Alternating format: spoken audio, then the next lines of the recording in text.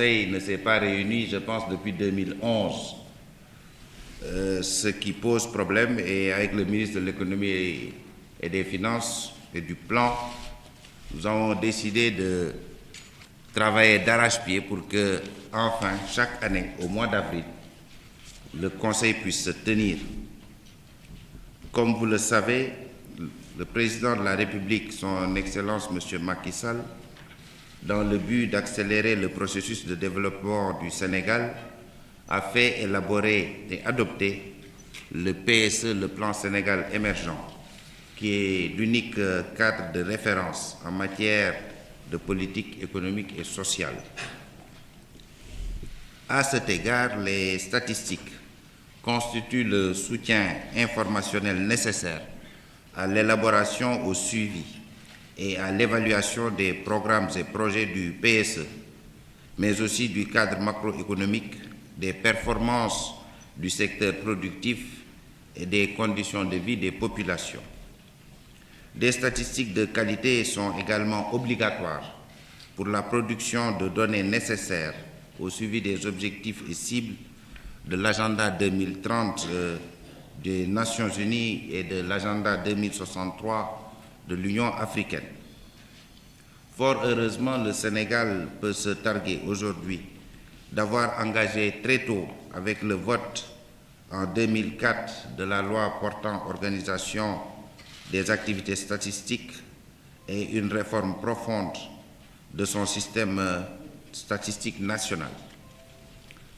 Cette loi révisée en 2012 est en conformité avec les principes fondamentaux de la statistique officielle, adoptée en 1994 par la Commission statistique des Nations Unies, qui magnifie le caractère indispensable de la statistique officielle dans le système d'information de toute société démocratique. En vertu de ces principes universels, les organismes responsables de la statistique officielle dans chaque pays doivent établir des statistiques pertinentes en toute impartialité, en toute objectivité et en toute transparence, puis les mettre à la disposition des usagers en vue de rendre effectif le droit inaliénable d'accès des citoyens à l'information publique. C'est aussi cela le nécessaire compte-rendu que nous devons, en tant que pouvoir public, compte-rendu que nous devons aux citoyens. Mesdames, Messieurs, pour lui permettre de remplir convenablement les missions ainsi assignées, le système statistique national a été bâti autour de structures dotées de compétences claires et suffisamment renforcées en capacité.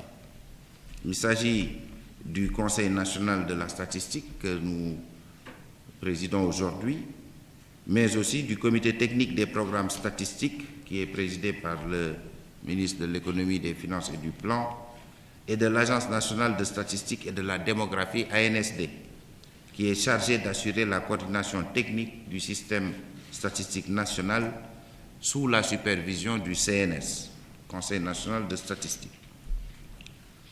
Le Conseil, comme vous le savez, est présidé par le Premier ministre et, je le disais tantôt, le ministre de l'économie, des finances et du plan en assure le secrétariat exécutif en tant que ministre chargé de la statistique. Le système statistique national ainsi présenté, compte tenu de son rôle de producteur de statistiques officielles, constitue la principale source, j'allais dire l'unique source de données qui permettent d'éclairer la prise de décision publique. Et juste à l'entame de mon propos, je voudrais vraiment inviter tous les ministres sectoriels à s'approprier ce concept de référentiel unique. Nous l'avons vécu cette année avec l'IDH, des mauvaises performances de notre pays, dues principalement au défaut d'informations, j'allais dire up-to-date, qui ont été envoyées dans le secteur de l'éducation. Donc il faudrait que vraiment les sectoriels, et ça je pense ça va être une des décisions fortes de notre Conseil, travaillent désormais en harmonie totale avec l'Agence nationale de statistique. il y a un ministère chargé de la statistique. Ça doit être le guichet unique de production des données. Sinon, c'est tous les jours que nous allons avoir des difficultés. Parce que dans le sectoriel, on a produit des données parfois qui ne sont pas à niveau. À ce titre, une opération particulière de grande envergure, mais aussi d'une importance vitale pour notre nation, a été menée avec succès et dans un délai record par l'ANSD. Je veux citer le recensement général de la population, de l'habitat, de l'agriculture et de l'élevage réalisé en 2013.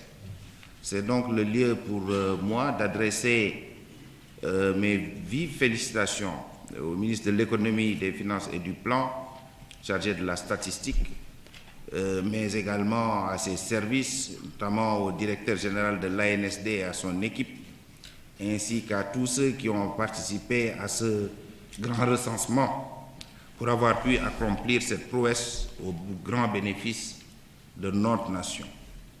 Je renouvelle mes remerciements également aux partenaires au développement pour leur appui technique et financier.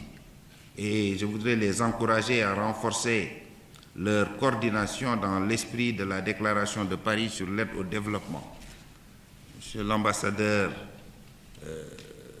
du Royaume d'Espagne, au nom du chef de l'État, je voudrais vous transmettre nos remerciements que vous partagerez avec le G50 en votre qualité de vice-président du G50. Mesdames, Messieurs, malgré ces avancées significatives, le chantier de la réforme du système statistique national reste à parachever, notamment dans ses volets coordination, architecture du système, gestion des ressources humaines, renforcement de la production statistique et amélioration de la diffusion des données dans les délais et selon des supports adaptés aux besoins des utilisateurs. Il nous faut également poursuivre le soutien financier au système statistique national, déjà fort conséquent, en le dotant de ressources pérennes et stables. Je pense qu'à travers le budget, déjà c'est au moins 5 milliards l'année qui sont donnés au système de statistique.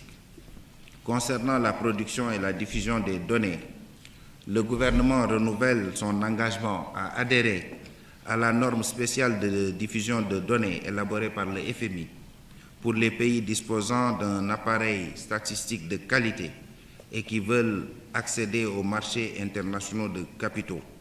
Je voudrais engager le ministre des Finances d'ores et déjà à travailler à l'adoption de cette norme pour que notre pays soit le second pays africain, en tout cas dans la partie subsahara en Afrique, après l'Afrique donc du Sud, que nous soyons le deuxième pays à adhérer à la norme spéciale de diffusion des données du FMI. Mesdames, Messieurs, compte tenu de l'importance accordée par le président de la République à l'emploi, notamment celui des jeunes, je voudrais également insister sur la nécessité de disposer régulièrement de statistiques fiables sur l'emploi et le chômage.